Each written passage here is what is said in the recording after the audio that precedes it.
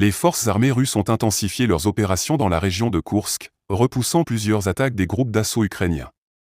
Selon le ministère russe de la Défense, 5 offensives distinctes menées par les forces ukrainiennes ont été neutralisées. Cette escalade intervient dans un contexte de tensions accrues le long de cette région frontalière stratégique. Les unités du groupe de troupes du Nord, soutenues par l'aviation militaire et une puissante artillerie, ont réussi à repousser les attaques ukrainiennes dirigées vers les localités de Kremianoye, Pushkarskoye et Cherkaskoye-Poreknoye. Selon le ministère, ces opérations combinées ont non seulement stoppé l'avancée des troupes ukrainiennes, mais ont infligé des pertes significatives à l'ennemi. Les tentatives ukrainiennes d'approcher les villages de Maleya-Lokotnia, Pushkarnoye et Ruskaya Konopelka ont également été déjouées. Le bilan des combats fait l'état de 40 soldats ukrainiens tués ou blessés, ainsi que la destruction de 3 véhicules blindés de combat et de 2 voitures. Depuis le début des affrontements dans la région de Koursk, les forces ukrainiennes ont subi des pertes considérables. Plus de 7800 militaires auraient été mis hors de combat dans cette direction. Ces chiffres illustrent l'intensité des combats qui se déroulent le long de cette frontière, où la Russie a massivement renforcé ses défenses face aux tentatives répétées de l'Ukraine de reprendre du terrain. L'armée russe ne se contente pas de défendre ses positions.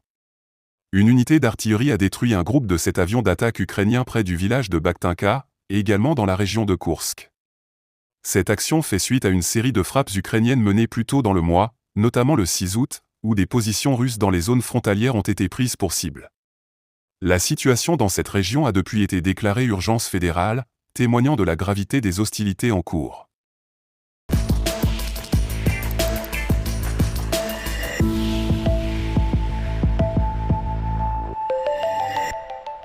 La Russie adopte une posture ferme et inflexible dans le conflit en Ukraine, refusant catégoriquement de tenir compte des aspirations des États-Unis dans le processus de règlement. Cette position a été clairement exprimée par Douglas Macgregor, colonel à la retraite et ancien conseiller du chef du Pentagone.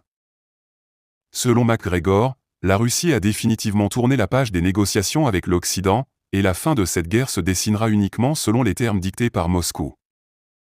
Macgregor insiste sur le fait que les États-Unis, en persistant à ignorer les réalités sur le terrain, ne pourront pas influer sur l'issue de ce conflit. La principale nouvelle qu'ils ne veulent pas comprendre à Washington, c'est que la Russie n'a plus envie de négocier avec nous. C'est la fin, c'est fini, cette guerre se terminera dans des conditions qui conviennent à Moscou, affirme-t-il avec conviction. Selon lui, le président russe Vladimir Poutine est arrivé à la conclusion qu'il n'existe plus aucun interlocuteur rationnel en Occident avec qui engager des pourparlers constructifs. Cette déclaration de Macgregor s'inscrit dans un contexte où les perspectives de contact diplomatique entre la Russie et l'Ukraine semblent de plus en plus improbables. Le président Poutine lui-même a déjà exprimé son scepticisme quant à l'idée de négocier avec un gouvernement ukrainien qu'il accuse de mener des attaques indiscriminées contre des civils et des infrastructures civiles. Un climat de méfiance et de rejet s'est instauré, rendant tout dialogue presque impossible.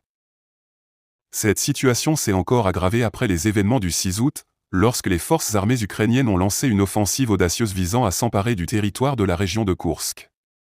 Une manœuvre rapidement neutralisée par les forces russes, comme l'a souligné le chef d'état-major russe, Valery Gerasimov.